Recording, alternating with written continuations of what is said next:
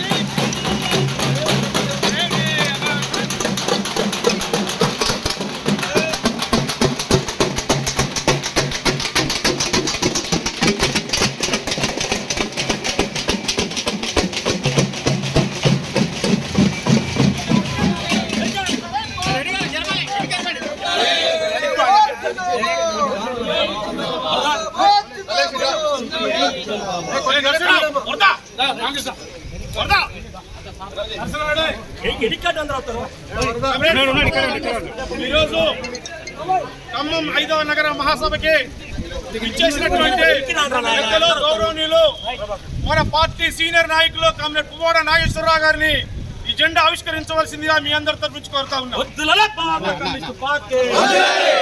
భారత communist party అమర వీరులకు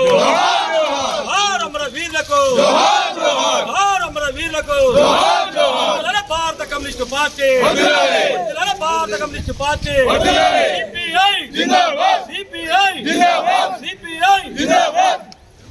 కామ్రేడ్స్ అందరు లోన కూర్చోవలసిందిగా కోరుతా ఉన్నాం.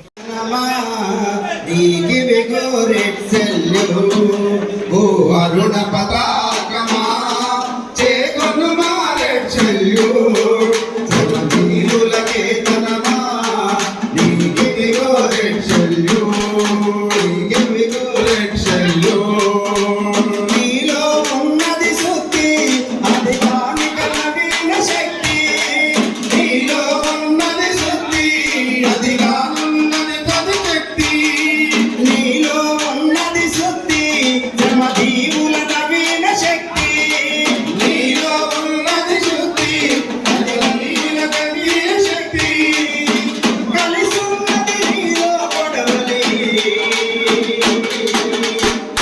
సంఘటితం రైతు జనావళి ఓ వరుణ పతాకమా సమదీవులకే ధనమా నీకి విగోరెచ్చల్యు నీకి విగోపతాకమా నీకి విగోరెచ్చల్యు సమదీవులకే ధనమా నీకి విగోరెచ్చల్యు నీకి విగోరెచ్చల్యు నీకి విగోరెచ్చల్యు ఒక్క రోజైనా ఒక్కసారైనా కమ్యూనిస్టులా ప్రజాదేశమా ఆ గొప్ప నీకు తెలుస్తుంది విక్రమా వర్గరహిత స్వర్గమది దేశమా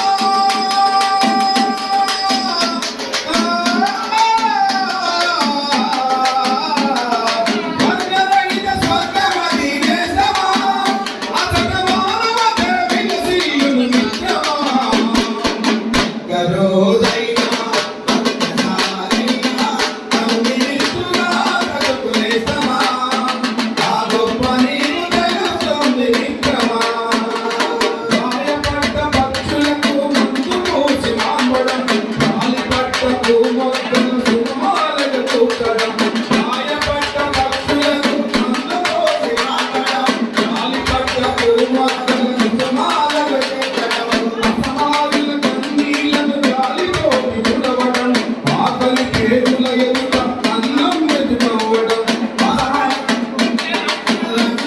వీరవనమై దుబాలిస్తూ ఉంది ఒక్కరోజైనా కమ్యూనిస్టుగా బ్రతుకునేస్తమా ఆ గొప్ప నీకు తెలుస్తుంది విక్రమా మనం మీటింగ్ ప్రారంభం చేసుకుందాం. దయచేసి మాడుగుల నాగేశ్వరరావు బయట ఉండే మన కామ్రేడ్స్ అందరూ లోనికి కుర్చీలలో ఆసీనులు కావాల్సిందిగా మీ అందరి తరఫు నుంచి కోరుతా ఉన్నాను. ఇక్కడ నిలబడి ఉన్నటువంటి కామ్రేడ్స్ అందరూ చేసేసుకుని కూర్చోండి. కామ్రేడ్స్ నరసరావు అందరినీ కూర్చోమని సీనియర్ నాయకులు బోచిత సూర్యారావు గారిని వేదిక మీద రావాల్సిందిగా కోరుతా ఉన్నాను. ఈ ప్రాంత సహాయ కార్యదర్శి పిలిచాగా బడి సత్యంగానే పిలిచారు రాలెక్ స్టేజ్ మీద. జిల్లా సమితి సభ్యురాలు తాటి నిర్మల గారిని వేదిక మీదకి రావాల్సిందిగా కోరుతా ఉన్నాను. జిల్లా సమితి సభ్యులు గాజ లక్ష్మణ్ గారిని వేదిక మీదకి రావాల్సిందిగా కోరుతా ఉన్నాను. ఈ ప్రాంత సహాయ కార్యదర్శి కామ్రేడ్ మాడుగుల నాగేశ్వరరావు గారిని మలకొండయ్య గారిని వేదిక మీదకి రావాల్సిందిగా కోరుతా ఉన్నాను. ఈ సందర్భంగా ఈ సభని ప్రారంభించమని జెండా ప్రతిష్టాపన చేయడానికి మీరు రావాలని కామ్రేడ్ జానవీయ గారు తన కామ్రేడ్స్ వచ్చి నన్ను అడిగారు. చాలా కాలం తర్వాత మిమ్మల్ని అందరినీ కలిసేటువంటి అవకాశం, చూసేటువంటి అవకాశం కూడా పొద్దాక రాలేను కదా, వయసు బయట పైబడింది. అందుకని ఈ ఎడిట్ ద్వారా మిమ్మల్ని అందరూ చూడాలని కలవాలనే అభిప్రాయంతో ఈ ఫ్లాగ్ హాయిస్టింగ్కి నన్ను పిలిచినటువంటి నగర పార్టీ నాయకులకి అందరికీ నా నమస్కారాలు.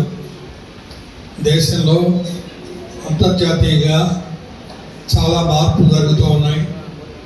ఆ మార్పులన్నింటినీ కూడా ఆ తర్వాత హేమంతరావు గారు ఇక్కడ రాష్ట్ర పార్టీ నాయకుల్లో ఒకటి హేమంతరావు గారు వివరిస్తారు. చాలామంది వేదిక మీద ఉన్నారు. ఇంతమంది పేర్లు చెప్పాలంటే నాకు ఇబ్బందికరమైంది, న్యాయం కూడా కాదు. అయినా రాష్ట్ర పార్టీ నాయకులు, జిల్లా పార్టీ నాయకులు, మహిళా సంఘం నాయకురాలు, యువజన నాయకురాలు, ఇతర కామ్రేడ్స్ అంతా హాజరయ్యారు. బహుశా కార్పొరేటర్గా ఉన్నది ఒకటే ఇక్కడ, ఒకటే క్లైమేట్ బయటకు పోయాడు. సరే కారిడి అక్కడే బాగుండేది లేదు నాకు తెలుసు. క్లైమేట్ అట్లాగే మన control commission chairman Mohammed Maulana garu, party నాయకులు, మీ అందరికీ నా నమస్కారాలు. Red salute.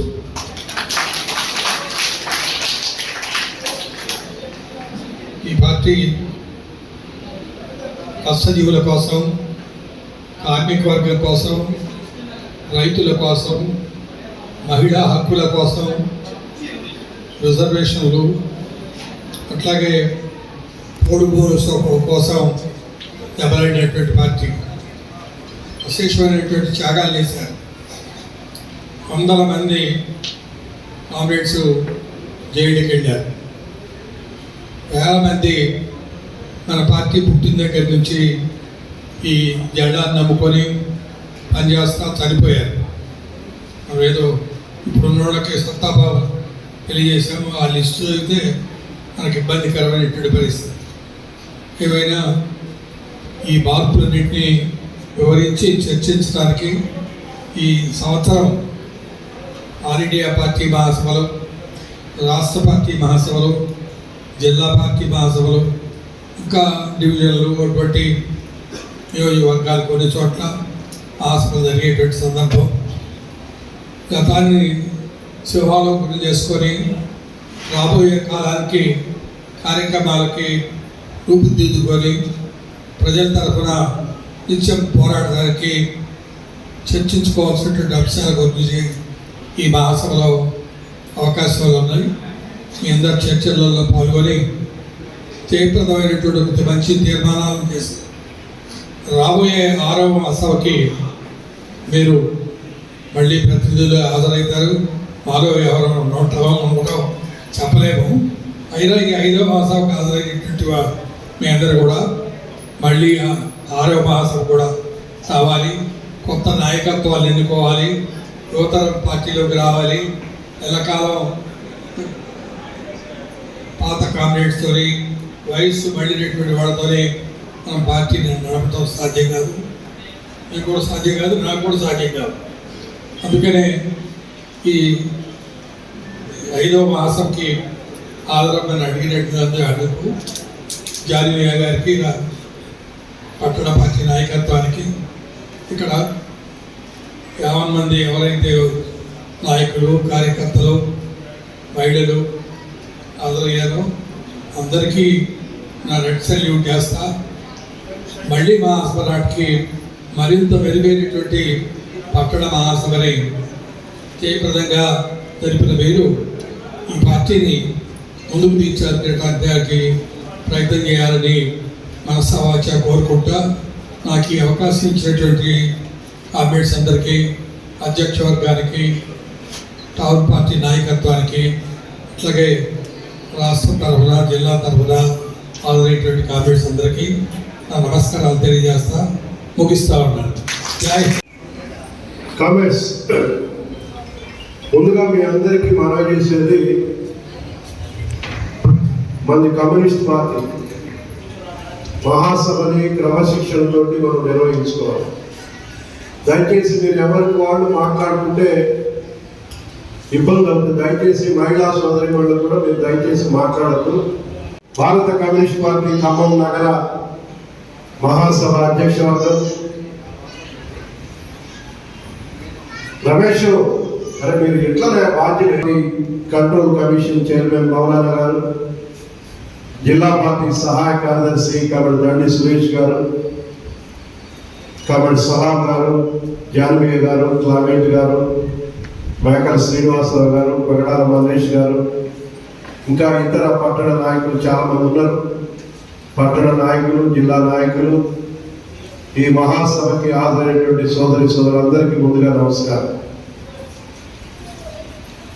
అత్యంత ఉత్సాహపూరితంగా ప్రదర్శన నిర్వహించి ఈ మహాసభను మనం జరుపుకుంటాం. గ్రామ స్థాయి నుంచి నగరంలో వార్డు స్థాయి నుంచి జాతీయ స్థాయి వరకు కూడా మహాసభలు అని జరుగుతున్నటువంటి తరుణం. నగరంలో కూడా 60 డివిజన్లకు గాను దాదాపు ఒక 42 డివిజన్ల మహాసభలు నిర్వహించుకున్నారు. ఇంకా కొన్ని ఉన్నాయి. దాంతోపాటు Khammam 1 town, 2 town, 3 town, Khanapuram Haveli మహాసభలు కూడా నిర్వహించుకొని ఈరోజు ఈ నగర మహాసభను మనం నిర్వహించుకుంటాము. రేపు 19, 20 మధ్యలో మన జిల్లా మహాసభలు జరగబోతాము. ఈ మహాసభలకి ఒక ప్రత్యేకత ఉన్నది. మన పార్టీ భారతదేశంలో పుట్టి మొన్న డిసెంబర్ 26కి 99 సంవత్సరాలు పూర్తి చేసుకొని 100వ సంవత్సరంలో అడిగిడిగి రేపు మళ్ళీ డిసెంబర్ 26 నాటికి 100 సంవత్సరాలు పూర్తి చేసుకున్నటువంటి ఈ దేశంలో ఏకైక రాజకీయ పార్టీగా భారత కమ్యూనిస్ట్ పార్టీ ఉండబోతాం. అందుకని ఈ మహాసభలకు ఒక ప్రత్యేకత ఉన్నది. ఈ మహాసభలో కూడా మనం భవిష్యత్తు నాయకత్వాన్ని ఎన్నుకోవడంతో పాటు ఈ నగరంలో బలమైనటువంటి కమ్యూనిస్టు ఉద్యమాన్ని నిర్మించేటువంటి ఒక కార్యాచరణ ప్రణాళికను కూడా ఈ మహాసభలో మనం రూపొందించుకోవాలి. ఎందుకంటే కొత్తగా తెలంగాణ రాష్ట్రం ఏర్పడ్డాక జిల్లాల విభజన తర్వాత ఉమ్మడి ఖమ్మం జిల్లాగా ఉన్నటువంటిది 21 మండలాలతోటి ఖమ్మం జిల్లాని అవిభక్త ఖమ్మం జిల్లాగా ఈ జిల్లా ఉన్నది. ఈ జిల్లాలో సగానికి పైగా జనాభా ఖమ్మం నగరంలోనే ఉంటుంది. ఇది జిల్లా కేంద్రం. ఈ కేంద్రంలో ఉద్యమాన్ని ఎంత అభివృద్ధి చేసుకోగలిగితే దీని ప్రభావం జిల్లా మీద ఉండేటువంటి పరిస్థితి ఉంటుంది. మనకి చుట్టుపక్కల ఉన్నటువంటి ఖమ్మం రూరల్ కానీ, చింతకాని కానీ, కొడిజల్ల కానీ ఈ మండలాల్లో బలమైనటువంటి కమ్యూనిస్ట్ ఉద్యమం ఉంది. దాన్ని ఉపయోగించుకొని ఈ నగరంలో కూడా మన పార్టీని విస్తరించే దానికోసం ప్రయత్నం చేయాల్సినటువంటి బాధ్యత మనందరి మీద ఉన్నది. ఏదో మహాసభ నడుపుకున్నాం, కమిటీని ఎన్నుకున్నాం, మళ్ళీ పోయినాం అనేటువంటి పద్ధతి కాకుండా మన ముందు చాలా కీలకమైనటువంటి రాజకీయ నిర్మాణ కర్తవ్యాలు కూడా ఉన్నాయి. ఖమ్మం నగర కార్పొరేషన్కి ఇంకా 10 నెలల కాలంలో మళ్ళీ ఎన్నికలు రాబోతారు. ఈ నగరంలో గతంలో మన కమ్యూనిస్ట్ పార్టీ ప్రాతినిధ్యం మొదటి నుంచి కూడా కమ్యూనిస్టులకి ఖమ్మం నియోజకవర్గం కేంద్రం. ఇప్పటి వరకు జరిగినటువంటి ఎన్నికల్లో ఒక 4-5 సార్లు మినహా ఏదైతే కమ్యూనిస్ట్ పార్టీ ఇక్కడ ప్రాతినిధ్యం వహించినటువంటి చరిత్ర కూడా ఈ నియోజకవర్గానికి ఉన్నది. వీటన్నిటి దృష్ట్యా ఇవాళ మనం ఈ నగరంలో విస్తారమైనటువంటి ప్రజానికం రోజు రోజుకి గ్రామీణ ప్రాంతాల నుంచి వలస వచ్చి ఇక్కడ స్థిర నివాసం ఏర్పరచుకొని జీవనం కొనసాగిస్తూ నగరం పెరుగుతా ఉంది. స్లమ్లో ఉన్నటువంటి ప్రజలతో పాటు మధ్యతరగతి వర్గం, కార్మిక వర్గం, ఇది పెద్ద ఎత్తున ఉన్నటువంటి నగరం ఇది. ఈ నగరంలో ఈ అన్ని వర్గాల మీద మనం కేంద్రీకరణ చేసి అన్ని వర్గాల్లో కూడా పార్టీని నిర్మాణం చేసుకునే వైపుగా మనం దృష్టి సారించాల్సినటువంటి అవసరం ఉన్నది. ఇది మన ప్రధానమైనటువంటి కర్తవ్యం. ఇప్పుడే పువ్వాడ నాగేశ్వర గారు చెప్పారు, కొత్త తరం రావాలి, యువకుల్ని ఎక్కువగా మన పార్టీలోకి ఆకర్షితం చేసుకొని వాళ్ళ రాజకీయమైనటువంటి చైతన్యాన్ని కలిగించి భవిష్యత్తులో ఈ పార్టీని మరింత ఉత్తేజకరమైనటువంటి ఒక శక్తివంతమైనటువంటి పార్టీగా తయారు చేసేటువంటి దానికోసం ప్రయత్నం చేయాల్సినటువంటి అవసరం ఉన్నది. ఇవాళ ఈ 100 సంవత్సరాల చరిత్ర కలిగినటువంటి పార్టీలో మనం ఉన్నందుకు మనం అందరం కూడా గర్వపడాలి. ఈ నగరంలో కూడా అనేక మంది నాయకులు, కర్నల్ సంగయ్య గారు ఈ నగరంలో సుదీర్ఘకాలం కమ్యూనిస్టు ఉద్యమంలో పనిచేసి ఒక మచ్చలేని నాయకుడిగా ఈ నగరంలో అన్ని వర్గాల ప్రజలు ఒక కమ్యూనిస్టు నాయకుడిగా తనదైనటువంటి గుర్తింపుని తెచ్చుకొని ఈ కమ్యూనిస్ట్ పార్టీ యొక్క ప్రతిష్టని ఇనుమడింపజేసినటువంటి వ్యక్తుల్లో ఆయన కూడా ఒకడు. అలాంటి వ్యక్తుల యొక్క స్ఫూర్తితోటి భవిష్యత్తులో ఈ నగరంలో మన పార్టీని విస్తరించుకోవాలి. అనేక మార్పులు జరుగుతున్నాయి రాజకీయాలు. ఈ నగరంలో కూడా పోయిన కార్పొరేషన్ ఎన్నికల్లో 5 స్థానాలకి పోటీ చేసుకుని 2 స్థానాలు గెలిచారు. ఒక స్థానాన్ని మన రావణపేట 60వ డివిజన్ని 4 ఓట్ల తేడాతో, కొద్ది తేడాతో ఓడిపోయాం. గెలుచుకున్నటువంటి 2 ఒక కార్పొరేటర్ మన నుంచి దూరం అయ్యాడు. మనం అంతగా ఆయన గురించి చర్చించాల్సిన అవసరం కూడా లేదు. కమ్యూనిస్ట్ పార్టీ పెట్టినటువంటి భిక్షతోటి కమ్యూనిస్ట్ పార్టీ నాయకత్వం, కార్యకర్తలు అహోరాత్రులు శ్రమించి గెలిపిస్తే ఏదో కారణాలు లేకుండా పోయినటువంటి వ్యక్తులు, వాళ్ళ గురించి ఎక్కువ చర్చించాల్సిన అవసరం లేదు. అయినా ఈ పార్టీని ఈ ప్రాంతంలో, వంటూరు ప్రాంతంలో కార్పొరేటర్ పోయిన తర్వాత కూడా ఇక్కడ నిలబెట్టేదానికోసం అనేక మంది కార్యకర్తలు పట్టుదలతో కొన్ని ఇబ్బందులు పెట్టాలని ప్రయత్నం చేసిన ఈ జెండాని, ఎర్ర జెండాని కాపాడుతామని ఇక్కడ నిలబడి ఈ పార్టీని మళ్ళీ ఇక్కడ ఇదే ఏరియాలో 1 టౌన్ ఖమ్మం నగర మహాసభలు కూడా నిర్వహించాలని చెప్పి అనుకొని పెద్ద ఎత్తున ఈ మహాసభను నిర్వహిస్తున్నందుకు ప్రత్యేకంగా 1 టౌన్ ఏరియా పార్టీకి నేను అభినందనలు తెలియజేస్తాను. ఈ స్ఫూర్తిని మనం కొనసాగించాలి. కమ్యూనిస్ట్ పార్టీలో వ్యక్తులు ముఖ్యం కాదు.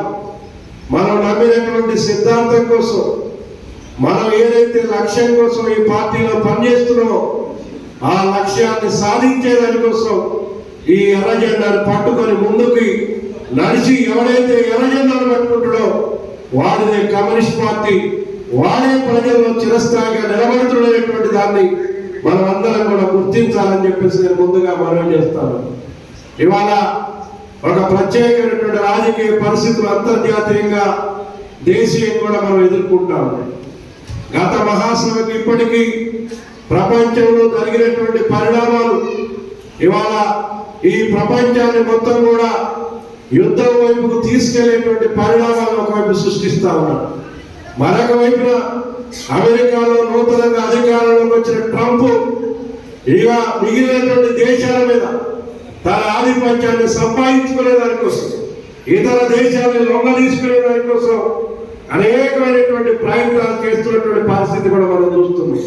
మొన్ననే ఇరాన్ మీద యుద్ధం కానీ, లేకపోతే జరుగుతున్నటువంటి పాకిస్తాన్ మీద జరుగుతున్న యుద్ధం కానీ, రష్యా ఉక్రెయిన్ల మధ్య జరుగుతున్నటువంటి యుద్ధం కానీ, వీటన్నింటినీ కూడా పెంచి పోషిస్తూ ఒక యుద్ధ వాతావరణాన్ని సృష్టించి వెనుకబడినటువంటి దేశాల మీద, తాము చేసేటువంటి దిగుమతుల మీద పన్నులు పెంచి వాళ్ళని ఆర్థికంగా ఇబ్బందులు పెట్టి ఆ దేశాల్లో ఉన్నటువంటి సంపదని, వనరులని వాటన్నిటి మీద ఆధిపత్యం సంపాదించే దానికోసం ఇవాళ అమెరికా ఉన్నటువంటి ప్రభుత్వం ప్రయత్నం చేస్తా ఉంది. ఇవాళ మన దేశంలో అధికారులు మోడీ కూడా అమెరికా ట్రంప్ ఏం చెప్తే అది ఇక్కడ అమలు చేసే దానికోసం సిద్ధపడతా ఉన్నారు. భారతదేశం అంటే అనాదిగా అలిగిన విదేశాంగ విధానాన్ని అనుసరిస్తూ ప్రపంచంలో ఒక ప్రతిష్టా విదేశాంగ విధానాన్ని మన దేశం కలిగి ఉంది. కానీ వాళ్ళ నరేంద్ర మోడీ అమెరికా ట్రంప్ ఏం చెప్తే అది అమలు చేస్తా ఉన్నాడు. దీనివల్ల మన దేశ సార్వభౌమత్వానికి కూడా ఇవాళ ప్రమాదం ఏర్పడతా ఉంది. మరొక వైపున మన దేశంలో పండేటువంటి ఉత్పత్తుల్ని, వ్యవసాయ ఉత్పత్తులు కానీ ఇతర రకాల ఉత్పత్తుల్ని ఇతర దేశాలకి దిగుమతి ఎగుమతి చేస్తే అక్కడేమో పన్నులు పెంచుతా ఉన్నారు. మన దేశానికి ఆ ఉత్పత్తులు వస్తే వాటి మీద దిగుమతులు ఛార్జీలు తగ్గిస్తా ఉన్నారు. దీనివల్ల ఇవాళ మన దేశ రైతాంగం మీద కూడా పండించేటువంటి పంటల ధరలు తగ్గిపోతా ఉన్నాయి. రైతులు అనేకమైనటువంటి ఇబ్బందులు పడుతూ ఉన్నారు. కానీ వీటి ఏంటి కూడా నరేంద్ర మోడీ ప్రభుత్వం పట్టించుకునేటువంటి పరిస్థితి లేదు. ఇవాళ అంతర్జాతీయంగా కూడా జరుగుతున్నటువంటి అనేకమైనటువంటి పరిణామాలు, ఇవాళ మన దేశంలో జరుగుతున్నటువంటి అనేక పరిస్థితులు కూడా కారణమవుతా ఉన్నాయి. వీటన్నిటిని కూడా సమైక్యంగా ఎదుర్కోవాల్సినటువంటి నరేంద్ర మోడీ ప్రభుత్వం ఇవాళ వాళ్ళకి ఊడిగం చేసేటువంటి పద్ధతుల్లో తన పరిపాలన కొనసాగిస్తున్నారు. అందుకని వీటన్నిటి నేపథ్యంలో అంతర్జాతీయంగా ఎక్కడో జరుగుతుంది మనకేంటని మనం ఆలోచన చేయకుండా ఉంటే ఇది దీర్ఘకాలంలో తీవ్రంగా నష్టపోయేటువంటి ప్రమాదం ఉంది. యుద్ధాలు జరిగితే మనం కూడా నష్టపోతాం. యుద్ధం జరగటం వల్ల ప్రపంచంలో ఉన్నటువంటి మానవాళికి ఎవరికి కూడా ఉపయోగం జరగదు. గతంలో యుద్ధాలు జరిగితే దేశంలో ప్రపంచంలో ఏ విధంగా నష్టం జరిగిందో ఇవాళ మనందరికీ చరిత్ర చెప్పినటువంటి తెలుసు. అందుకని కమ్యూనిస్ట్ పార్టీగా అంతర్జాతీయంగా జరుగుతున్నటువంటి పరిణామాలు కూడా వీటన్నిటిని అర్థం చేసుకొని ప్రపంచంలో శాంతిని నెలకొల్పాల. ఇటువంటి యుద్ధాల వల్ల మొత్తం మానవాళికి కూడా నష్టం జరిగిందని చెప్పేసి ఆ యుద్ధాలను నివారించేదానికోసం ఇవాళ కమ్యూనిస్ట్ పార్టీగా మనం ప్రయత్నం చేస్తున్నాం. దానికి ఈ ఉన్నటువంటి ఇక్కడ అధికారంలో ఉన్నటువంటి ప్రభుత్వం మాత్రం వీటన్నిటిని కూడా పట్టించుకునేటువంటి పరిస్థితి కనపట్టలేదు. మరొక వైపున దేశంలో ఇవాళ 9.5 సంవత్సరాల నరేంద్ర మోడీ పరిపాలనలో అనేకమైనటువంటి ఇబ్బందులు ఎదుర్కొంటున్నారు ప్రజలు. అధికారంలోకి రాకముందు ఈ దేశంలో ఉన్నటువంటి ప్రజలకి అనేకమైనటువంటి హామీలు ఇచ్చారు. మేము అధికారంలోకి వస్తే నల్లధనాన్ని బయటికి తీసుకొచ్చి ఈ దేశంలో ఉన్నటువంటి పేద ప్రజలకు ఒక్కొక్క బ్యాంక్ అకౌంట్ లో ₹1,00,000 జమ చేస్తామని చెప్పేసి ఆనాడు నరేంద్ర మోడీ ఎన్నికలకు ముందు చెప్పారు. కానీ ఇవాళ 9.5 సంవత్సరాలైన ఇప్పటికి కూడా ఒక్కడంటే ఒక్కడని కూడా నల్లధనాన్ని తీసుకొని విదేశాల్లో ఇవాళ దాక్కులు ఉన్నటువంటి విజయ్ మాల్యా గాని, లలిత్ మోడీ గాని, నీరవ్ మోడీ లాంటి అనేక మంది ఇక్కడ బ్యాంకులకి లోన్లు ఎగ్గొట్టి లేకపోతే ఇక్కడ అనేక అవినీతి కార్యక్రమాలకు పాల్పడి లక్షల కోట్లు దిగమింగి ప్రజల సొమ్ములు దిగమింగినటువంటి వాళ్ళని కనీసం ఇప్పటి వరకు కూడా తీసుకొచ్చేటువంటి పరిస్థితి లేదు. నెలనే పత్రికలు చూస్తే ఆశ్చర్యం వేస్తా ఉంది. లలిత్ మోడీ, విజయ్ మాల్యాలు లండన్ లో ఒక పార్టీ పెట్టుకొని డాన్సులు వేస్తా ఉన్నారు. కానీ ఇక్కడ ప్రభుత్వం ఏమీ దాని గురించి పట్టించుకునేటువంటి పరిస్థితి లేదు. ఎన్నికలకు ముందేమో పెద్ద పెద్ద మాటలు చెప్పారు. వాళ్ళందరినీ తీసుకొచ్చి ఆ నల్లధనాన్ని కక్కిస్తామని చెప్పాడు. కానీ బీజేపీ అధికారంలోకి వచ్చిన తర్వాత కూడా అనేక మంది ఇక్కడ ప్రజల సొమ్ముని అవినీతితోటి, కుంభకోణాలతోటి కైంకర్యం చేసి ఇవాళ విదేశాల్లో బ్రహ్మాండంగా జల్సాలు చేస్తున్నటువంటి పరిస్థితి ఇవాళ మనం చూస్తున్నాం. దీని గురించి నరేంద్ర మోడీ ప్రభుత్వానికి పట్టదు. లేకపోతే మేము అధికారంలోకి వస్తే సంవత్సరానికి 2 కోట్ల ఉద్యోగాలు ఇస్తామని నరేంద్ర మోడీ చెప్పారు. కానీ ఇప్పటికి 9 సంవత్సరాలంటే 18 కోట్ల ఉద్యోగాలు ఇవ్వాలి. కానీ 9 సంవత్సరాల్లో 18 కోట్ల ఉద్యోగాలు కాదు కదా, ఒక్క ఉద్యోగం కూడా కొత్త ఇవ్వకపోగా అనేక మంది ఇవాళ నరేంద్ర మోడీ ప్రభుత్వం వచ్చిన తర్వాత ఉద్యోగస్తులు తీసేసి ప్రభుత్వ రంగ సంస్థలు మూసేసి ఉన్నటువంటి ఉద్యోగాలను కూడా ఇవాళ పీకేసి ఉద్యోగస్తుల్ని రోడ్ల పాలు చేసినటువంటి పరిస్థితి చూస్తా ఉన్నాం. ఈ 9 సంవత్సరాల కాలంలోనే కొన్ని వేల ప్రభుత్వ రంగ సంస్థలు మూసేశారు. కొత్త పరిశ్రమలు పెట్టరు, కొత్త ఉద్యోగాలు ఉండవు, కొత్త ఉపాధి ఉండదు. ఉన్నటువంటి వాటిని కూడా పీకేసి ఇవాళ ఉద్యోగ భద్రత లేకుండా చేస్తున్నటువంటి పరిస్థితి చూస్తున్నాం. ధరలు తగ్గిస్తామని చెప్పాం, కానీ ధరలు తగ్గినాయా? ఈ 9 సంవత్సరాల కాలంలో పెట్రోల్ ధరలు నరేంద్ర మోడీ రాకముందు 42 రూపాయలు ఉన్నటువంటి పెట్రోల్ డీజిల్ ధర ఇవాళ 100 రూపాయలు దాటినాయి. ఇంకా పెరిగేటువంటి అవకాశం లేదు, ధరలు తగ్గట్లేదు. పెట్రోల్ డీజిల్ తో పాటు మనం వాడుకునేటువంటి నిత్యావసర వస్తువుల ధరలు కూడా 114% పెరిగింది. అంటే ధరలు తగ్గిస్తామని చెప్పి 114% ధరలు పెంచింది ప్రభుత్వం. మరొక వైపున ఈ దేశంలో అంబేద్కర్ రాసినటువంటి రాజ్యాంగాన్ని, ఆ రాజ్యాంగ విలువల్ని ఇవాళ మొత్తం కూడా మంటగలుగుతా ఉన్నారు. రాజ్యాంగంలో మన దేశం లౌకిక రాజ్యం, అన్ని మతాలు కులాలు కలిసి సహజీవనం కొనసాగించేటువంటి దేశం భారతదేశం. కానీ నరేంద్ర మోడీ వచ్చిన తర్వాత మతం పేరుతోటి ఈ దేశంలో ముస్లింలు ఉండవాడు, లేకపోతే క్రిస్టియన్లు ఉండవాడు, కేవలం హిందువుల రాజ్యంగా దీన్ని మార్చాలనేటువంటి RSS ఎజెండాని అమలు చేసే దానికోసం ఇవాళ నరేంద్ర మోడీ అనేక రాష్ట్రాల్లో మత ఉద్రిక్తలు సృష్టిస్తా ఉన్నారు. ఎక్కడ ఎన్నికలు వస్తే అక్కడ ఏదో ఒకటి మతపరమైనటువంటి సమస్య తీసుకురావటం, అక్కడ ఉన్నటువంటి ప్రజల సెంటిమెంట్ ని ఆసరా చేసుకొని అక్కడికి అధికారంలోకి రావడం కోసం ప్రయత్నం చేస్తా ఉన్నాడు. ఇటువంటి మత ఘర్షణ వల్ల ఇవాళ అనేక ప్రాంతాల్లో ఇవాళ ప్రశాంతత కోల్పోయి అనేక మంది ఇబ్బందులు పడుతున్నట్టు కూడా ఈ ప్రభుత్వం పట్టించుకునేటువంటి పరిస్థితి లేదు. మొన్న జరిగినటువంటి ఎన్నికల్లో మళ్ళీ మెజార్టీ సీట్లు కనుక బీజేపీకి వచ్చుంటే ఈ పార్టీకి ఇంకా అనేకమైనటువంటి పరిణామాలు ఈ దేశంలో జరిగాయి. ఇప్పటికి అనేకం 370 ఆర్టికల్ రద్దు చేశారు, తలాక్ చట్టాన్ని రద్దు చేశారు. అదేవిధంగా ఒకే చట్టం ఒకే పన్నుతోటి GST తీసుకొచ్చి ప్రజల మీద భారాలు వేస్తా ఉన్నారు. ఒకే మతం అనేటువంటి పేరుతోటి హిందువుల దేశంగా మార్చేదాని కోసం ప్రయత్నం చేస్తున్నారు. రేపు జరిగేటువంటి పార్లమెంటు సమావేశాల్లో ఒకే ఎన్నిక, అసెంబ్లీ, పార్లమెంటు, కార్పొరేషన్లు, గ్రామ పంచాయతీ అన్నిటికీ దేశవ్యాప్తంగా ఒకేసారి ఎన్నికలు నిర్వహించాలని ప్రయత్నం చేస్తూ బిల్లు తీసుకురాబోతాం. అంటే ఇవన్నీ ఏం సూచిస్తా ఉన్నాయి? మళ్ళీ మన భారతదేశాన్ని నియంత్రిత వైపుకి తీసుకెళ్లేదనుకో. ప్రపంచంలోనే భారతదేశంలో ప్రజాస్వామిక దేశంగా మన దేశానికి పేరుంది. కానీ మన నరేంద్ర మోడీ ప్రభుత్వం ఈ విలువల్ని, వీటన్నిటిని, మన రాజ్యాంగ విలువల్ని, మన ప్రజాస్వామ్యాన్ని, మన లౌకిక వ్యవస్థని, వీటన్నిటిని కూడా కాలరాసి ఈ దేశాన్ని నియంత్రిత వైపు తీసుకెళ్లేటువంటి ప్రయత్నాలు చేస్తా ఉన్నారు. ఇవాళ మనం చూసే అనేకమైనటువంటి ప్రజాస్వామ్యం ఎవరన్నా మాట్లాడితే, తమ బీజేపీ విధానాలను ప్రశ్నిస్తే తట్టుకునేటువంటి పరిస్థితి లేదు. ప్రశ్నించేటువంటి వాళ్ళ మీద దేశద్రోహం కేసులు పెడతా ఉన్నారు. దేశద్రోహం కేసులు పెట్టి జైళ్లలో పెట్టి అనేక చిత్రహింసలు గురి చేస్తున్నటువంటి పరిస్థితి చూశాం. అనేక మంది మేధావుల్ని, తమ విధానాలకు వ్యతిరేకంగా రాసినటువంటి కవుల్ని, కళాకారుల్ని హత్య చేసినటువంటి ఘటనలు కూడా చూశాం. పట్టపగులే మేధావులైనటువంటి దబాల్కర్ని, కల్బుర్గిని, గోవింద్ పన్సాల లాంటి అనేక మంది మేధావుల్ని పట్టపగులు ఈ ప్రభుత్వం కాల్చి చంపింది. లేకపోతే సాయిబాబా లాంటి వాళ్ళని, వరవరరావు లాంటి వాళ్ళని వాళ్ళ విధానాలకు వ్యతిరేకంగా మాట్లాడినందుకు దేశద్రోహం కేసులు పెట్టి సంవత్సరాల తరబడి జైళ్లలో పెడతా ఉన్నారు. అంటే ఇక ప్రజాస్వామ్యం పట్ల వీళ్ళకి నమ్మకం లేదు.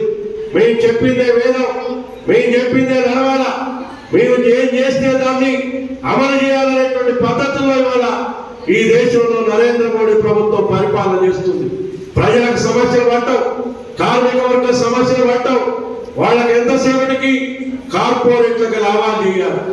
అదాని, అంబానీ లాంటి కొద్దిమంది కార్పొరేట్ల లాభాలు తెచ్చేదాని కోసం ఇవాళ కొత్త కొత్త చట్టాలు తీసుకొస్తున్నారు. ఈ దేశంలో వనరులన్నింటినీ ఆ కార్పొరేట్లకి దారాదత్తం చేస్తా ఉన్నారు. నరేంద్ర మోడీ రాకముందు అదాని, అంబానీలు మామూలు కోటీశ్వరులు. కానీ 9 సంవత్సరాల తర్వాత అదే అదాని, అంబానీలు ప్రపంచంలోనే 100 మంది కోటీశ్వరులలో 10వ స్థానంలోకి వచ్చారు. ఎట్లొచ్చింది వీళ్ళకి ఇంత సంపాదన? కష్టపడితే వచ్చిందా? కష్టపడితే రాలేదు. అదాని, అంబానీలకు నరేంద్ర మోడీ ప్రభుత్వం ఊడిగం చేయటం వల్ల ఈ దేశంలో వనరులని, ఖనిజ సంపదని ప్రకృతి వనరులు వీటన్నిటి కూడా వాళ్ళకి దారదత్తం చేస్తా ఉన్నారు. వాళ్ళకి ప్రభుత్వ రంగ పరిశ్రమలన్నింటినీ వాళ్ళకి కారు చౌకగా అమ్మేస్తా ఉన్నారు. ఇక ప్రభుత్వ రంగం అనేది లేకుండా వాళ్ళకి కట్టబెట్టడం వల్ల ఇవాళ వాళ్ళ ఆస్తులు పెరుగుతూ ఉన్నాయి. రైతుల యొక్క పరిస్థితి, కార్మికుల యొక్క పరిస్థితి, పేద ప్రజల యొక్క పరిస్థితి రోజు రోజుకు దిగజారిపోతారు. వాళ్ళ ఆదాయాలు కొద్దిమంది చేతుల్లో సంపద అంతా కూడా కేంద్రీకృతం అవుతాం. అయినా ఈ ప్రభుత్వానికి పట్టదు. మనం అనేక సార్లు పోరాటాలు చేశాం. రేపు 9వ తారీఖు కూడా భారతదేశ వ్యాప్తంగా కార్మిక వర్గం, రైతాంగం పెద్ద ఎత్తున సార్వత్రిక సమ్మె చేయబోతా ఉన్నాం. ఈ నరేంద్ర మోడీ ప్రభుత్వం ఇలాగనే కొనసాగితే మన ఉద్యోగులకి, కార్మిక వర్గానికి భద్రత లేదు. కార్మిక వర్గం పోరాడి సాధించుకున్నటువంటి 44 చట్టాలను రద్దు చేసి 4 లేబర్ కోడ్లు తీసుకొచ్చి వాళ్ళ కార్మిక వర్గం మీద దాడి చేస్తా ఉంది ప్రభుత్వం. మరొక వైపు రైతాంగం, ఆయన అధికారంలోకి రాకముందు ఈ భారతదేశంలో రైతాంగం యొక్క ఆదాయాన్ని రెట్టింపు చేస్తామని చెప్పాడు. కానీ ఈ 9 సంవత్సరాల కాలంలో ఇప్పటికి కూడా ప్రతి 24 గంటలకి 2 రైతులు ఈ దేశంలో ఆత్మహత్యలు చేసుకుంటాము. రైతుల ఆదాయాలు పెరగలేదు. రైతులు అనేకమైనటువంటి ఇబ్బందులు పడుతూ ఉన్నారు. ఒకవైపు 3 నల్ల చట్టాలు తీసుకొచ్చి 165% మంది ఆధారపడేటువంటి వ్యవసాయ రంగాన్ని కూడా కార్పొరేట్లకి కట్టబెట్టడానికి నరేంద్ర మోడీ ప్రభుత్వం 3 నల్ల చట్టాలు తీసుకొచ్చి దానికి వ్యతిరేకంగా రైతాంగం ఢిల్లీలో సంవత్సర కాలం పాటు 724 మంది రైతులు బలిదానం చేసి ఆ పోరాటం చేస్తే ప్రభుత్వం వెనక్కి దగ్గర నల్ల చట్టాలను రద్దు చేసి, కానీ తిరిగి మళ్ళీ దొడ్డిదారిన ఆ నల్ల చట్టాలు అమలు చేసే దానికోసం మళ్ళీ ప్రయత్నం చేస్తాం. రైతాంగం కనీస మద్దతు ధరల గ్యారంటీ చట్టం అడిగితే దాని గురించి ప్రభుత్వం పట్టించుకోదు. ఆ కనీస మద్దతు ధరల చట్టం చేస్తే ఈ దేశంలో ఉన్నటువంటి రైతాంగం యొక్క ఆదాయాలు పెరుగుతాయి. స్వామినాథన్ చెప్పినటువంటి సిఫార్సులు అమలు చేస్తే రైతాంగం యొక్క ఆదాయాలు పెరుగుతాయి. కానీ దాన్ని చేయరు. ఆ చట్టాలు తీసుకొస్తే రైతులకి న్యాయం జరిగింది, కార్పొరేట్లకు లాభం ఉండదు. అందుకని కార్పొరేట్లకు లాభం చేయడానికి కనీస మద్దతు ధరల గ్యారంటీ చట్టం లాంటి ఆ చట్టాలను తీసుకొచ్చే దానికోసం ప్రయత్నం చేయట్లేదు. అందుకని వాళ్ళ ప్రభుత్వం అన్ని రంగాల్లో ఏ వర్గం ప్రజలకు కూడా న్యాయం చేసేటువంటి పరిస్థితి లేదు. దళితుల మీద దాడులు జరుగుతున్నాయి, మైనారిటీల మీద దాడులు చేస్తున్నారు. బీజేపీ పాలిత రాష్ట్రాల్లో మైనారిటీలకి భద్రత లేదు. ఏదో ఒక పేరుతోటి కొత్త చట్టాలు తీసుకొచ్చి ముస్లింలు షాపులు కూడా పెట్టుకోవడానికి వీలైనటువంటి కొత్త కొత్త చట్టాలు తీసుకొస్తున్నారు. అంటే ఈ దేశాన్ని హిందూ దేశం వైపు, ఆనాడు మనుధర్మ శాస్త్రాన్ని అమలు చేసే వైపుగా ఈ దేశాన్ని తీసుకెళ్లేటువంటి ప్రయత్నం నరేంద్ర మోడీ ప్రభుత్వం ప్రయత్నం చేస్తుంది. ఒకవైపు కార్పొరేట్లకు అనుకూలంగా, మరొక వైపున ఈ మతోన్మాద విధానాలను అమలు చేసేటువంటి ప్రభుత్వం వల్ల భవిష్యత్తులో ఈ దేశం ఆనాడు 2వ ప్రపంచ యుద్ధ కాలంలో హిట్లర్, ముస్సోల్ని ఏ విధంగా ప్రజలు ఇబ్బందులు పెట్టారు, ఏ విధంగా ప్రజల మీద భారాలేసి జాతి పేరుతోటి ఆనాడు 2వ ప్రపంచ యుద్ధ కాలంలో ఫ్యాసిజం వైపుకి ఏ విధంగా తీసుకెళ్లారో ఈ భారతదేశాన్ని కూడా ఫ్యాసిజం వైపు తీసుకెళ్లేటువంటి ప్రయత్నాన్ని ఈ నరేంద్ర మోడీ ప్రభుత్వం ప్రయత్నం చేస్తుంది. అందుకనే మనం కమ్యూనిస్టులుగా ఈ మహాసభల్లో, రేపు జాతీయ మహాసభల వరకు ఈ అన్ని మహాసభల్లో కూడా బీజేపీ యొక్క ప్రమాదాన్ని, బీజేపీ అధికారంలో కొనసాగితే ఈ దేశంలో ప్రజలకి, రైతాంగానికి, కార్మిక వర్గానికి జరుగుతున్నటువంటి నష్టాన్ని ప్రజలకు వివరించి ప్రజల్ని చైతన్యవంతం చేసి ఆ బీజేపీ విధానాలకు వ్యతిరేకంగా భవిష్యత్తులో మనం పెద్ద ఎత్తున ప్రజా పోరాటాలను చేసేదాని కోసం ఈ మహాసభలో అటువంటి నిర్ణయం తీసుకోవాలి. దాంట్లో భాగంగానే రేపు 9వ తారీఖు జరిగేటువంటి సమ్మె ద్వారా పెద్ద ఎత్తున సమ్మెను జయప్రదం చేయడం ద్వారా ఈ నరేంద్ర మోడీ ప్రభుత్వానికి ఒక హెచ్చరికను కూడా రేపు 9వ తారీఖు సార్వత్రిక సమ్మె ద్వారా మనం హెచ్చరిక చేయాల్సినటువంటి అవసరం ఉందని చెప్పేసి నేను మీ అందరికీ కూడా మనవి చేస్తాను. ఇవాళ బీజేపీ మొన్న జరిగే ఎన్నికల్లో అధికారంలోకి 100 మెజార్టీతో వచ్చుంటే ఇంకా అనేకమైనటువంటి చట్టాలు వచ్చి ప్రజలకు నష్టం కలిగినటువంటి చట్టాలు అనేకం తీసుకొచ్చేవాడు. ప్రజలు ఆ చట్టాలు వచ్చి ఇబ్బందులు పెడుతూనే కొద్దిగా మెజార్టీ తగ్గించారు. కానీ ఇది సరిపోదు. పూర్తిగా బీజేపీని అధికారంలో లేకుండా చేయటం వల్లే ఈ దేశం ఈ ప్రమాదం నుంచి గట్టెక్కగలదు. అందుకని మన దగ్గర ఏదో బీజేపీ కొద్ది ముందు అనుకోవచ్చు, ఇక్కడ కూడా చాప కింద నీళ్ళ వచ్చేటువంటి ప్రమాదం ఉంది. ఈ ప్రమాదాన్ని గుర్తించి మనం ఇవాళ ఈ బీజేపీ విధానాలకు వ్యతిరేకంగా అన్ని వర్గాల ప్రజల్ని సమీకరించి పెద్ద ఎత్తున ప్రజా పోరాటాలు నిర్వహించేదాని కోసం మనం సమాయత్తం కావాలని చెప్పేసి నేను ముందుగా మీ అందరికీ కూడా మనవి చేస్తాను. ఒకవైపు దేశంలో ఆ పరిస్థితి ఉంటే ఇవాళ రాష్ట్రంలో కూడా తెలంగాణ ఉద్యమం జరిగింది. తెలంగాణ ఉద్యమంలో కమ్యూనిస్ట్ పార్టీ కూడా ఒక కీలకమైనటువంటి పాత్ర పోషించింది. తెలంగాణ రాష్ట్ర సాధన కోసం జరిగినటువంటి ఉద్యమంలో మనం ప్రధానమైనటువంటి పాత్ర నిర్వర్తించాం. తెలంగాణ రాష్ట్రాన్ని సాధించుకున్నాం. 1200 మంది విద్యార్థులు యువకులు ప్రాణాలను కూడా త్యాగం చేశారు. కానీ సాధించుకున్నటువంటి తెలంగాణ రాష్ట్రంలో ఇవాళ 9 సంవత్సరాలు పరిపాలన చేసినటువంటి బీఆర్ఎస్ ప్రభుత్వం, అలా టీఆర్ఎస్ ఇప్పుడు బీఆర్ఎస్, ఆ ప్రభుత్వం ప్రజలు ఆశించినటువంటి ఆశయాలకు అనుగుణంగా పరిపాలన చేయలేదు.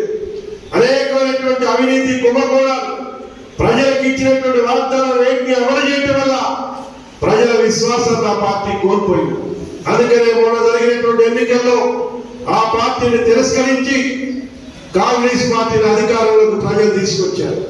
మనం కూడా ఎన్నికల్లో భాగస్వామ్యం కలిసి పోటీ చేశాం. ఒక సీటు కొత్తగూడెం ఇచ్చినా ఉన్నటువంటి రాజకీయ పరిస్థితుల్లో కాంగ్రెస్ తోటి ఎన్నికల అవగాహన కుదుర్చుకొని వెళ్ళాం. ఈ ఎన్నికల అవగాహన మేరకు ప్రజలు కాంగ్రెస్ అధికారంలో తీసుకొచ్చారు. కానీ అధికారంలోకి వచ్చి సంవత్సరాలు దాటిపోయింది. ప్రజలకు అనేక వాగ్దానాలు చేశారు, కొన్నింటిని అమలు చేశారు. అమలు చేస్తే మంచి అందాం.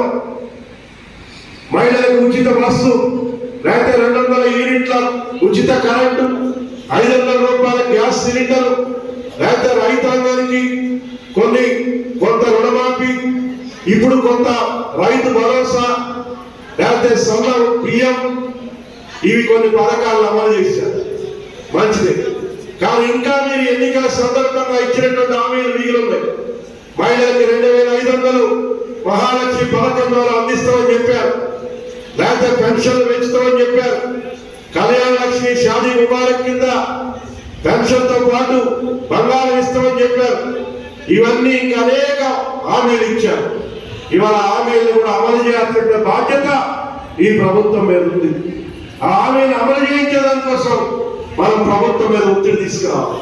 మరొకవైపు ప్రజలను సమీకరించి పోరాటాలు చేయాలి. అవి చేయకుండా కమ్యూనిస్ట్ పార్టీ కాంగ్రెస్ తో పొత్తలేటువంటి పద్ధతుల్లో కాకుండా మనం ప్రజల సమస్యలు ఎక్కడుంటే ఆ సమస్యల మీద పోరాటాలు చేయాలి. అధికారంలో ఎవరున్నా కమ్యూనిస్ట్ పార్టీగా మనం ప్రజా పోరాటాలను విస్మరించకూడదు. ప్రజా పోరాటాలు విస్మరిస్తే ఒక విప్లవకర పార్టీగా మనం ఉండలేము. అందుకని ప్రజలు నిత్యం ప్రజలు ఎదుర్కొనేటువంటి సమస్యలు ఏంటి, లేకపోతే ప్రభుత్వం ఇచ్చినటువంటి హామీలు ఏంటి, వాటన్నింటినీ కూడా తెలుసుకుంటూ ప్రజల్లో ఉండి ప్రజల్లో పనిచేయటం ద్వారా మనం ప్రజల్లో విశ్వాసాన్ని చూడగలుగుతాం. ఆ పద్ధతిలోనే భవిష్యత్తులో మనం పనిచేయాలి. మనకు ఎవరి మీద శత్రుత్వం మిత్రత్వం లేదు. మనం ఎవరైనా మంచి చేస్తే మంచి అంటాం. ఇవాళ చాలా మంది చాలా మాటలు చెప్పచ్చు. అందరూ అభివృద్ధి జరుగుతుంది, కొంతమేరకు ఎవరు కాదనట్లేదు. కానీ ఈ అభివృద్ధిలో కమ్యూనిస్ట్ పార్టీ పాత్ర కూడా ఉన్నది. ఒకప్పుడు ఇక్కడ కమ్యూనిస్ట్ పార్టీ శాసనసభ్యులుగా మన పువ్వాడ నాగేశ్వరరావు గారు పనిచేశారు. గతంలో రజవేలి గారు పనిచేశారు. కొద్ది కాలం గిరిప్రసాద్ గారు చేశారు. అంతకంటే ముందు ఉమ్మడి ఖమ్మం నియోజకవర్గంలో కర్ణాటి కృష్ణయ్య గారు చేశారు. అనేక మంది కమ్యూనిస్టులు కూడా ఈ ఖమ్మం శాసనసభకి ప్రాతినిధ్యం వహించారు. అప్పుడు కూడా అభివృద్ధి చేశాం. ముఖ్యంగా ఖమ్మం పట్టణంలో అనేక మంది పేద ప్రజలకి ఇవాళ ఇళ్ల స్థలాలు ఇప్పించినటువంటి చరిత్ర కమ్యూనిస్ట్ పార్టీకి ఉంది. అనేక ప్రాంతాలు, 3 టౌన్ ప్రాంతంలో శ్రీనివాస నగర్ గారి, లేకపోతే అక్కడ ఉన్నటువంటి స్లమ్ ఏరియాలో కానీ, ఈ 1 టౌన్ ప్రాంతంలో కానీ, లేకపోతే 2 టౌన్ ప్రాంతంలో రమణగుట్ట కానీ, బీసీ కాలనీ కానీ, చెరువు కట్ట కానీ, అనేక ప్రాంతాల రజమలి నగర్ కానీ, ఈ అనేక ప్రాంతాల్లో పేద ప్రజల్ని సమీకరించి పోరాటాలు నిర్వహించి పెద్ద ఎత్తున ఉద్యమాలు చేసి ఆ పేద ప్రజలకు ఇళ్ల స్థలాలు ఇప్పించే దాంట్లో కమ్యూనిస్ట్ పార్టీగా మనం ప్రధానమైనటువంటి పాత్ర నిర్వర్తించాం. ఇవాళ అనేక మంది పేద ప్రజలకు శాశ్వత నివాసాలు వచ్చినాయంటే అది మన కమ్యూనిస్ట్ పార్టీ నిర్వహించినటువంటి పోరాటం. అందుకని మన పోరాటాలు ఉన్నాయి. మనం ప్రజలకు చేసినటువంటి మేలు ఉంది. కమ్యూనిస్ట్ పార్టీ ద్వారా ఈ దేశంలో చాలా మంది అనొచ్చు మీరు ఏం సాధించారని. ఇవాళ కమ్యూనిస్ట్ పార్టీ కనుక లేకుండా ఉంటే, ఈ 100 సంవత్సరాలుగా కమ్యూనిస్ట్ పార్టీ పోరాటాలు కనుక లేకుండా ఉంటే ఈ మాత్రం కూడా పేద ప్రజలకి, కార్మిక వర్గానికి హక్కులు వచ్చేవి కాదు. మన పోరాటాల్లోనే అనేక హక్కులు సాధించుకున్నాం. ఇవాళ పట్టణ ప్రాంతాల్లో పేద ప్రజలకి ఈ సంక్షేమ పథకాలు అమలవుతున్నాయంటే, లేకపోతే అనేకమైనటువంటి ప్రభుత్వం ద్వారా వస్తున్నటువంటి ఈ పథకాలన్నిటికీ ఆనాటి కమ్యూనిస్ట్ పార్టీ పోరాటాలే ప్రేరణ. ఇవాళ ముఖ్యంగా నగర ప్రాంతంలో ప్రజల సమస్యల మీద గతంలో అనేక పోరాటాలు చేశాం. ఇక్కడే కానీ మన రాష్ట్రంలో అనేక ప్రాంతాల్లో పెద్ద ఎత్తున భూ పోరాటాలు కమ్యూనిస్ట్ పార్టీ ద్వారా సుమారు 65,000 ఇళ్ళు ఇప్పుడు కూడా పేద ప్రజలు సమీకరించి గుడిసెలేసి వివిధ ప్రాంతాల్లో పోరాటాలు జరుగుతూ ఉన్నాయి. ఇవన్నీ కమ్యూనిస్ట్ పార్టీ పోరాటాలు కావా? ఇవాళ కార్మిక వర్గానికి 8 గంటల పని విధానం వచ్చిందన్న, కనీస వేతనాల చట్టం వచ్చిందన్న, లేకపోతే ఇవాళ పట్టణ ప్రాంతాల్లో అనేక మంది అసంఘటిత రంగ కార్మికులు, ఆటో కార్మికులు కానీ, బిల్డింగ్ వర్కర్స్ కానీ, ఇలా అనేక మంది అసంఘటిత రంగంలో పనిచేసేటువంటి కార్మికులు ఉన్నారు. వాళ్ళందరి సమస్యల మీద ఎవరు పోరాడుతూ ఉన్నారు? కమ్యూనిస్ట్ పార్టీ పోరాడుతారు. వాళ్ళ సమస్యల నుంచి వాళ్ళు ఎదుర్కొనేటువంటి సమస్యల మీద ఆ అసంఘటిత రంగ కార్మికులకు కూడా ఒక భద్రత కల్పించేటువంటి సమగ్రమైనటువంటి చట్టం కావాలని కమ్యూనిస్ట్ పార్టీ పోరాటాలు నిర్వహిస్తారు. అప్పుడు ఇప్పుడు కొద్దిగా మేలు జరుగుతుందంటే అది కమ్యూనిస్ట్ పార్టీ పోరాటాల వల్ల జరుగుతుంది. అందుకని ఇంకా ఈ రంగ కార్మికుల మీద, ముఖ్యంగా నగర ప్రాంతాల్లో కోట్లాది మంది ఈ దేశంలో అసంఘటిత రంగ కార్మికులు ఉన్నారు. వాళ్ళకి అనేక సమస్యలు ఉన్నాయి. వాళ్ళ సమస్యలని పాలకులు పట్టించుకునేటువంటి పరిస్థితి లేదు. కొత్త చట్టాలు తీసుకొచ్చి వాళ్ళకి అన్యాయం చేసేటువంటి పరిస్థితి తీసుకొస్తారు. బిల్డింగ్ వర్కర్స్ ఉన్నారు, ఎవరు తాపీ పనిచేసేవాళ్ళు, పెయింటింగ్ పనిచేసేవాళ్ళు, ఎలక్ట్రిసిటీ పనిచేసేటువంటి వాళ్ళు అనేక మంది, కొన్ని వేల మంది వాళ్ళ ఖమ్మం నగరాల్లో కూడా పనిచేస్తా ఉన్నారు. వాళ్ళకి గతంలో వాళ్ళ పోరాటాల వల్ల ఒక చట్టం వచ్చింది. ఆ చట్టం ద్వారా వాళ్ళకి ఏదైనా ప్రమాదాలకు గురైతే, చనిపోతేనో కొద్దిగా సహాయం వచ్చేది. ఇవాళ దాన్ని కూడా నరేంద్ర మోడీ ప్రభుత్వం దాన్ని కూడా ఎల్ఐసి ఇన్సూరెన్స్ ప్రైవేట్ కంపెనీలకు ఇవ్వడానికి ఇవాళ ప్రయత్నం చేస్తా ఉంది. అది చేస్తే కొన్ని కోట్ల రూపాయలు భవన నిర్మాణ నిధి ఉంది. ఆ నిధి రోజు రోజుకి మనం ఇక్కడ ఇల్లు కట్టుకున్నా, ఇంకోటి కట్టుకున్నా, వాటి ద్వారా వచ్చేటువంటి ఆ పనులతో ఒక స్థిరమైనటువంటి స్థిరీకరణ నిధి ఉంది. ఆ నిధి ద్వారా ఈ భవన నిర్మాణ కార్మికులకు ఇప్పటిదాకా కొద్దిగా సహాయం అందుతాం. ఇవాళ దాన్ని ప్రైవేట్ ఇన్సూరెన్స్ ఇస్తే ఈ భవన నిర్మాణ కార్మికులకు ఉపయోగపడతారు. ఆ డబ్బులు కూడా ప్రైవేట్ ఇన్సూరెన్స్ కంపెనీలు, ఆ ఇన్సూరెన్స్ కంపెనీలు కూడా అదాని, అంబానీ, రిలయన్స్ ఇవన్నీ కూడా 114 ఇన్సూరెన్స్ కంపెనీలు కూడా ప్రైవేట్ రంగంలో వచ్చాయి. గతంలో ఎల్ఐసి ఉండేది. ఎల్ఐసి ఉంటే ఎల్ఐసికి ఏదైనా లాభం వచ్చినా అది మళ్ళీ ప్రజలకే వస్తుంది. కానీ ఇవాళ ఆ ఎల్ఐసిని కాదని దాన్ని కూడా ప్రైవేటీకరించి 114 ఇన్సూరెన్స్ ప్రైవేట్ కంపెనీలకి ఈ దేశంలో అనుమతులు ఇచ్చారు.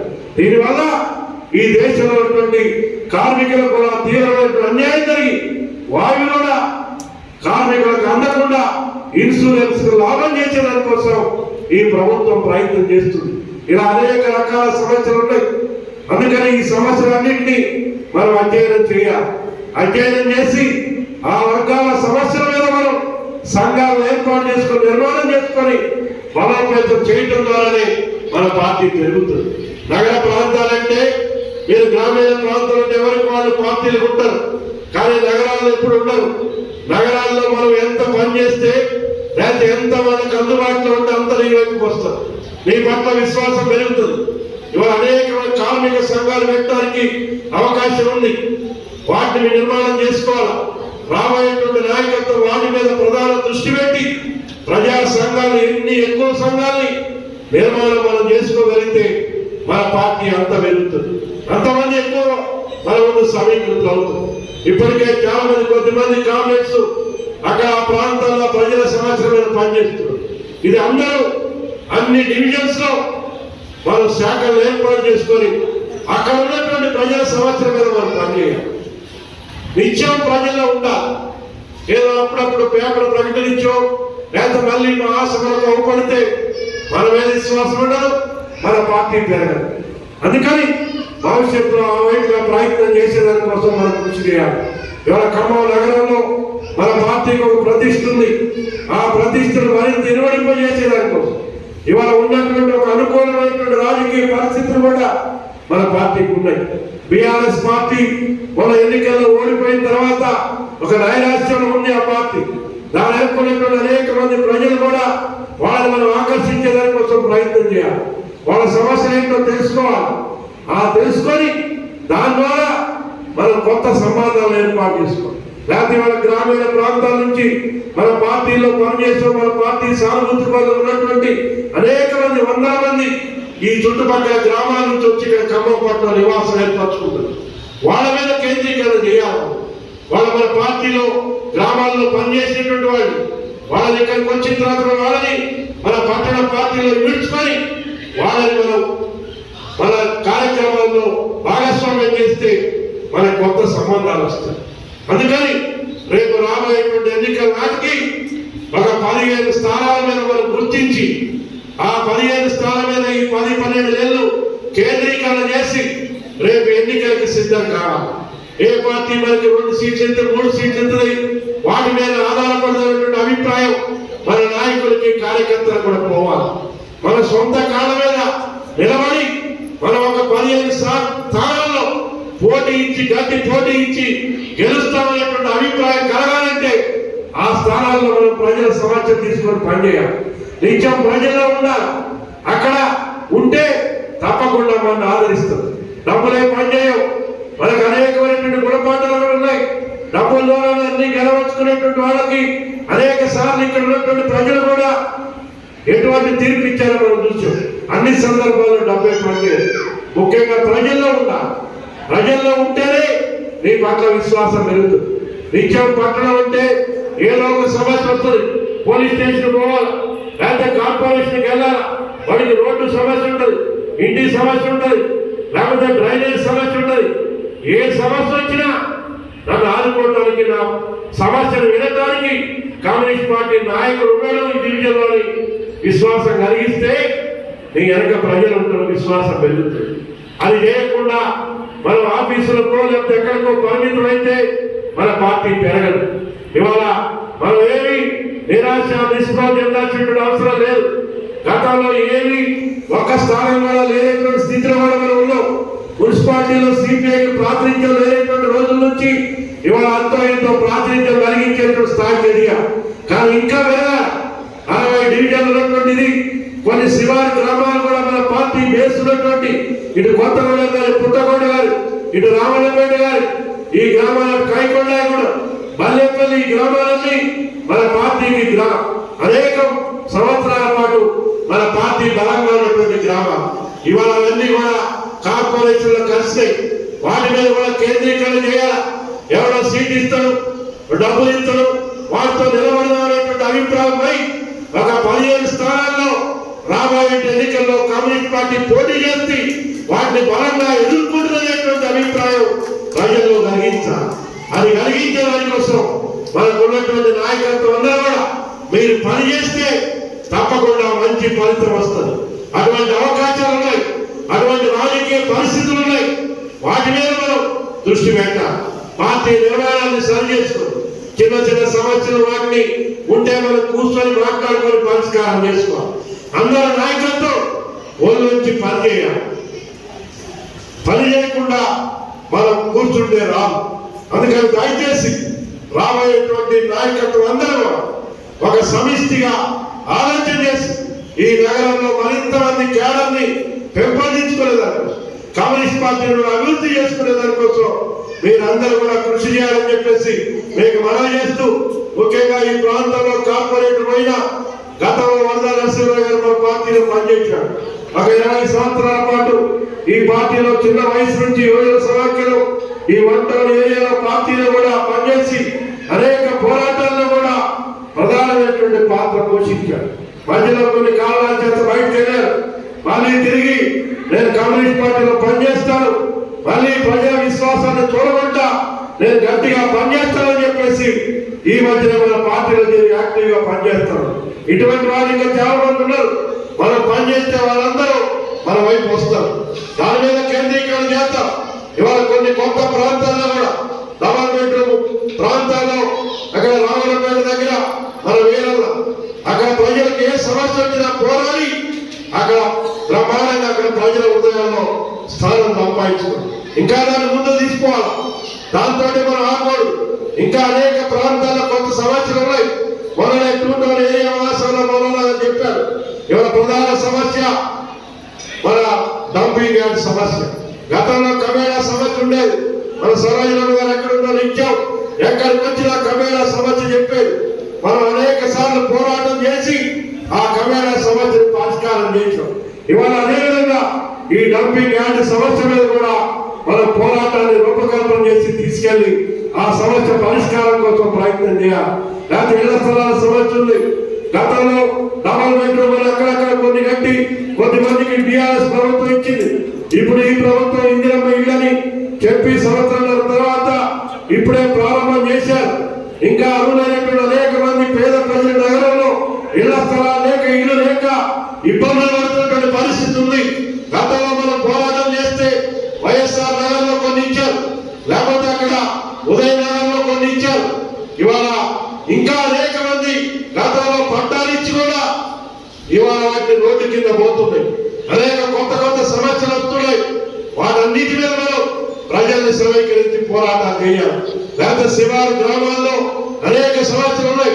కార్పొరేషన్ల గరిటాలు పన్నులు వసూలు చేస్తున్నారు. కానీ ఇంకా అనేకమైనటువంటి అభివృద్ధి కార్యక్రమాలు మౌలిక వసతులు అక్కడ కల్పించాల్సిన అవసరం ఉంది. అందుకని పెరుగుతున్నటువంటి జనాభాకు అనుగుణంగా పెరుగుతున్నటువంటి నగరాన్ని దృష్టిలో పెట్టుకొని ఈ నగరంలో మౌలిక వసతుల కల్పన వీటన్నిటి కోసం ఇవాళ మనం పనిచేయాల్సినటువంటి అవసరం ఉంది.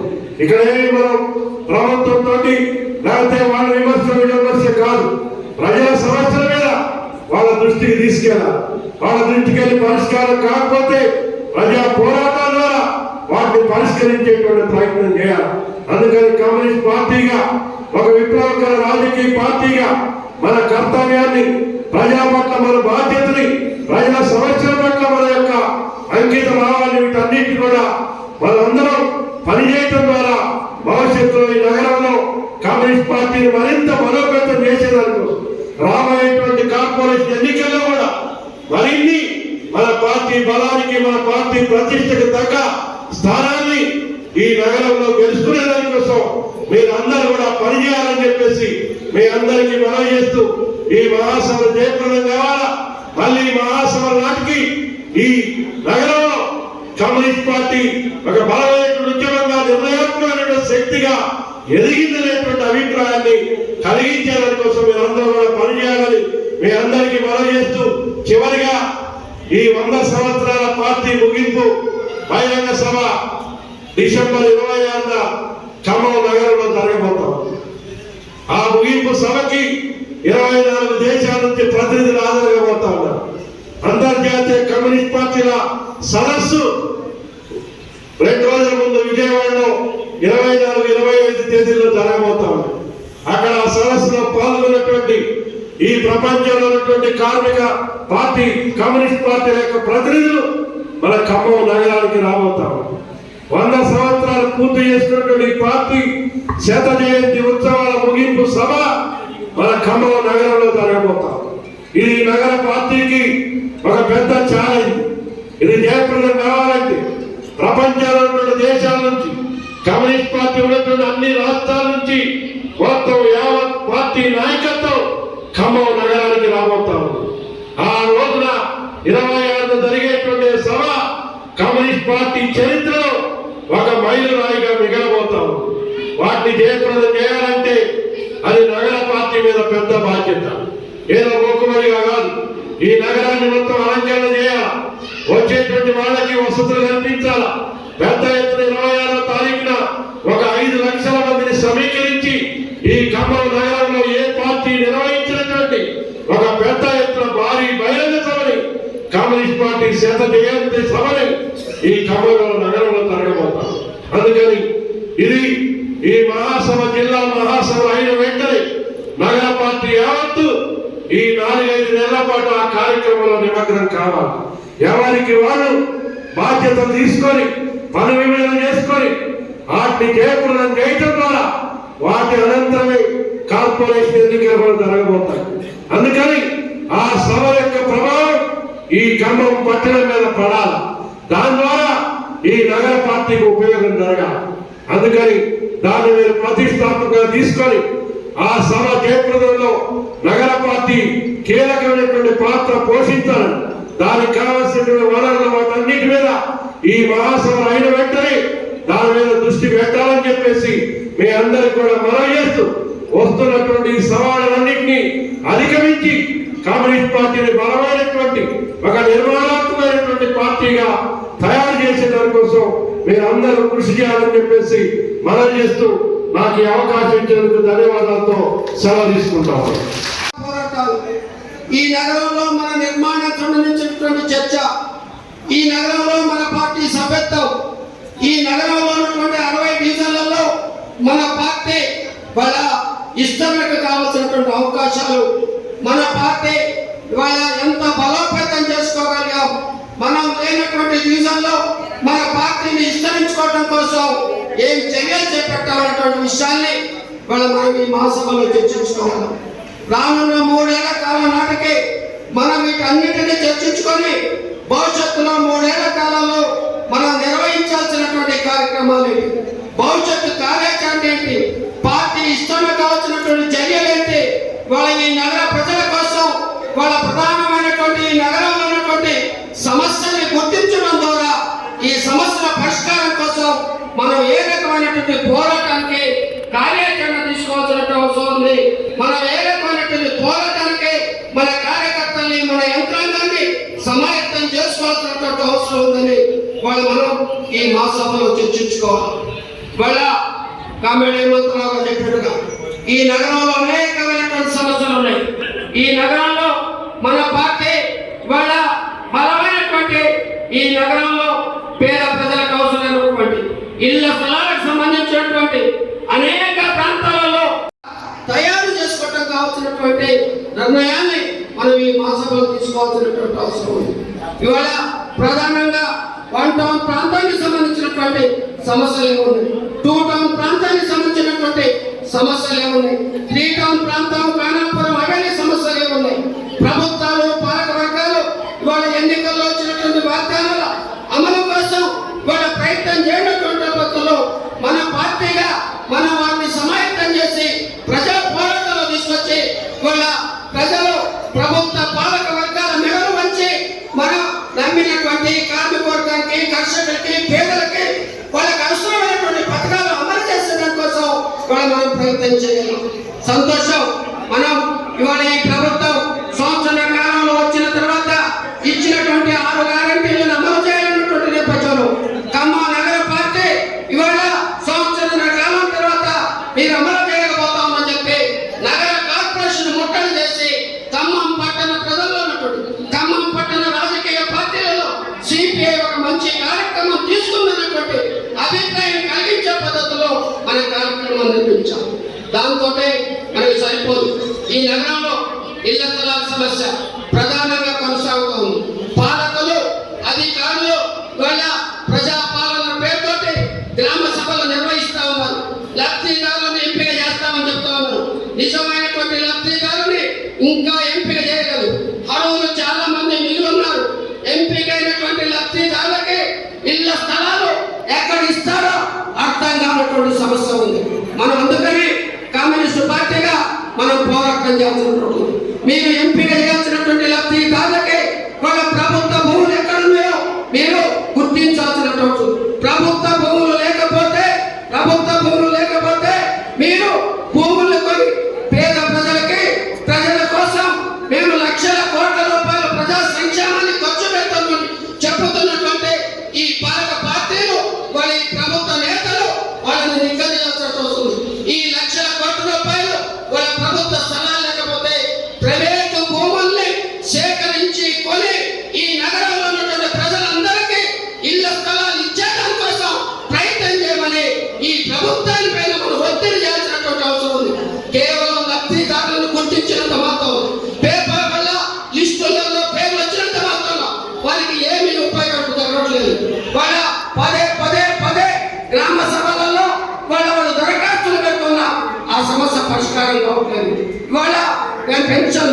ఇతంతు పెన్షన్లు, వికలాంగుల పెన్షన్లు, రేషన్ కార్డుల సమస్య వాళ్ళ గత ప్రభుత్వం వాళ్ళ పెంచిన పెన్షన్లే ఈ రోజు వరకు పెంచి ఇచ్చేటువంటి పరిస్థితి కనపడట్లేదు. అందుకని ప్రభుత్వాలు ఇచ్చేటువంటి ఈ వాగ్దానాలను అమలు కోసం భారత కమ్యూనిస్టు పార్టీగా, సిపిఐగా మనం ఈ నగరంలో ఉన్నటువంటి మన యంత్రాంగాన్ని, మన నిర్మాణాన్ని ఒక బలమైనటువంటి శక్తిగా తయారు చేసుకొని యావత్తు కమ్యూనిస్టు పార్టీ యంత్రాంగం ఇవాళ ఈ నగరంలో ప్రజా సమస్యల పోరాటానికి సిపిఐ తన శక్తి వంచన లేకుండా పోరాటం చేసింది. మా ప్రజల పక్షాన, పేదల పక్షాన సిపిఐ పోరాటం చేసింది అన్నటువంటి అభిప్రాయం ఈ నగర ప్రజలకు కల్పించడం ద్వారా ఈ నగరంలో ఉన్నటువంటి 60 డివిజన్లలో మన కమ్యూనిస్టు పార్టీ కార్యకర్తలు, నాయకులు ప్రజా సంబంధాన్ని మెరుగుపరచుకోవడం ద్వారా, ప్రజా సమస్యలు గుర్తించడం ద్వారా రానున్నటువంటి కార్పొరేషన్ ఎన్నికల్లో మన బలాన్ని పెంచుకునే దానికోసం 3 నగరాలలో ఖచ్చితంగా ఏమంతరావు గారు చెప్పినట్టుగా డివిజన్లని మనం గుర్తించి పొత్తులు ఎలా ఉన్నా, ఎవరు కలిసి వచ్చినా కలిసి పైన ఈ డివిజన్లలో సిపిఐ పోటీ చేస్తున్నటువంటి సంకేతాలు ఇప్పటి నుంచే మన నగర పార్టీ ఇవ్వాల్సినటువంటి అవసరం ఉంది. కలిసి వస్తే ఒక రకమైన, కలిసి రాకపోతే మేము పోటీకి సంసిద్ధంగా ఉన్నటువంటి విషయాన్ని మన పార్టీ యంత్రాంగాన్ని వాళ్ళ ఆ రకంగా సమాయత్తం చేయాల్సినటువంటి, ఆ రకంగా సమాయత్తం చేసే రానున్నటువంటి కార్పొరేషన్ ఎన్నికల్లో మన పార్టీని ఇప్పుడు ఉన్నటువంటి వాళ్ళ గతంలో గెలిచినటువంటి 2 డివిజన్లు వాళ్ళకి ఆయన పైన మనకు గెలిచిన మన నుంచి దూరమైన మన పార్టీ చెక్కు చెదరకుండా వాళ్ళ పార్టీని ఆ ప్రాంత కార్పొరేటర్లు ఉన్నటువంటి ప్రాంతంలో మన పార్టీ కార్యకర్తలు. అందుకని ఈ 3 నగరాలలో కమ్యూనిస్టు పార్టీకి ప్రాతినిధ్యం ఉండే పద్ధతుల్లో రానున్నటువంటి స్థానిక సంస్థల ఎన్నికల్లో మనం ప్రయత్నం చేయాలా. దానికోసం ఈ నగరంలో నగర పార్టీ నిర్వహించేటువంటి అన్ని పోరాటాలకి, నగర పార్టీ తీసుకున్నటువంటి అన్ని కార్యక్రమాలకి జిల్లా పార్టీ యావత్తు తన సంపూర్ణ సహాయ సహకారాలు అందిస్తున్నది. ఆ రకంగా ఈ నగర మహాసభలో ఎన్నుకోబడేటువంటి నూతన నాయకత్వం కామెడీ హేమంతరావు గారు చెప్పినట్టుగా మనకు ఒక పెద్ద టాస్క్ ఉంది, మనకు ఒక ఛాలెంజ్ ఉంది.